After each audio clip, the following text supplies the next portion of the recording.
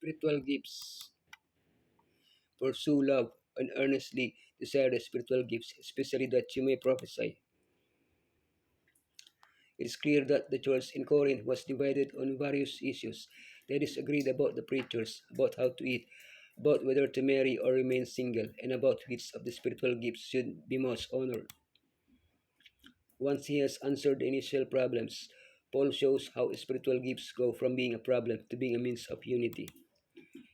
Which gift is the best? None. Why? Spiritual gifts, many gifts, one giver, many members, one body. The unifying element, the excellence of love. Special gifts, the gifts of tongues, the gift of prophecy. Spiritual gifts, many gifts, one giver, but there are differences of gifts, but the same Spirit. Who gives spiritual gifts? There are differences of gifts, ministries, workings, but the same Spirit, Lord, Elohim. To help us understand the relationship between spiritual gifts and their giver, Paul uses three terms to identify them, highlighting their diversity: gifts, ministries, and operations. However, the giver is one, the Holy Spirit, the Lord Yeshua, and Elohim the Father, that is to say, the deity working in unison. But Elohim does not bestow gifts as the Greco-Roman gods did. There is no ecstasy, nor a hierarchical selection of the recipients of the gifts, such as, for example, priestesses. Why does Elohim give different gifts to different people? Oops. Spiritual gifts are used for the benefit of the church. Only Elohim knows which people can use a particular gift to achieve that purpose. What gifts does Paul give as examples among the many others that exist? Word of wisdom, word of knowledge, faith, help to perform, help to perform miracles, service, teaching, exhortation, generosity, leadership, mercy, apostleship, evangelism, pastorate, and master's degree. Many members, one body, just as a body, though one has many parts, but all its many parts form one body. So it is with Messiah. Elohim is one, but each member of the Godhead has its own function. Likewise, the church is one, but each component of it has its own function as part of the body of Messiah on earth. Paul uses the analogy of the human body as the church to highlight unity in diversity. The eye has the gift of sight, but the ear does not. However, the two complement each other by working together. Similarly, in the church, each person carries out their work according to the gifts they have received. This implies that everyone is needed, that no one is greater than another, that everyone should care about the well-being of others, and that everyone should work for the unity of the church. The unifying element, the excellence of love. Now eagerly desire the greater gifts, and yet I will show you the most excellent way. Love is not a gift, but the most excellent way. It is a fruit of the Holy Spirit in the life of the believer. Spiritual gifts can only be used properly through love. The gift of tongue without love is a resounding gong or a clanging cymbal.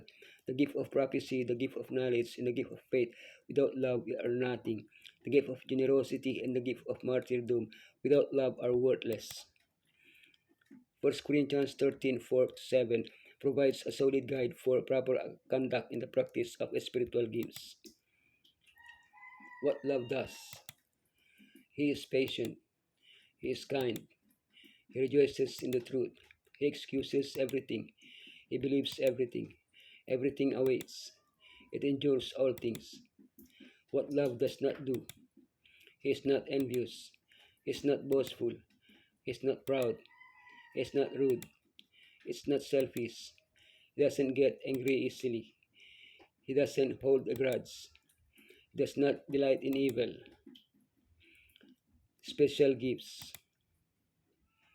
The gift of tongues. For this reason, no one who speaks in tongues should pray that they may interpret what they say. Paul emphasizes on the gift of tongues, and its proper use implies that it was being misused by members of the Corinthian church, causing disorder and confusion in public worship.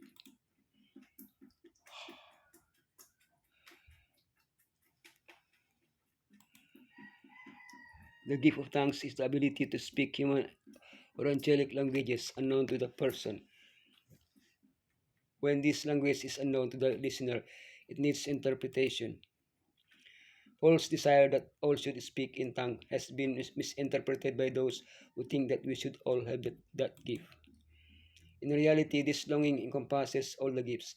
Paul had already made it clear that now to each one of the manifestation of the Spirit is given for the common good. Therefore, not everyone receives the same gift.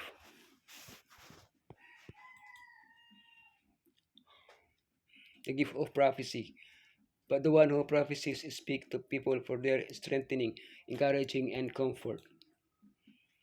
We must not limit the gift of prophecy to predicting future events.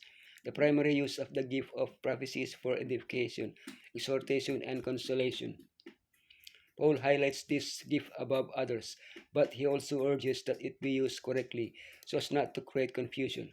But let everything be done decently and in order. As a characteristic gift of the remnant church, it had its special manifestation in the life and work of Ellen G. White. But how can we recognize a true prophet? The future events, if they are not conditional, must come to pass. This message must be in accordance with that of the earlier prophets. He must bear witness to the incarnation of Yeshua. His life must be in accordance with the biblical message he preaches.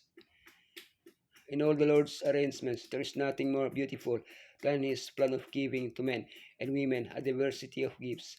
The church is his garden, adorned with a variety of trees, plants, and flowers. He does not expect the hyssop to assume the proportions of the cedar, nor the olive to reach the height of the stately palm. Many have received but a limited religious and intellectual training. But Elohim has a work for this class to do, if they will labor in humility, trusting in Him.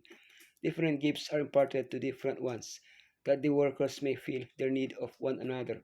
Elohim bestows these gifts, and they are employed in His service, not to glorify the possessor, not to uplift men, but to uplift the world's Redeemer. They are to be used for the good of all mankind, by representing the truth, not testifying to a falsehood.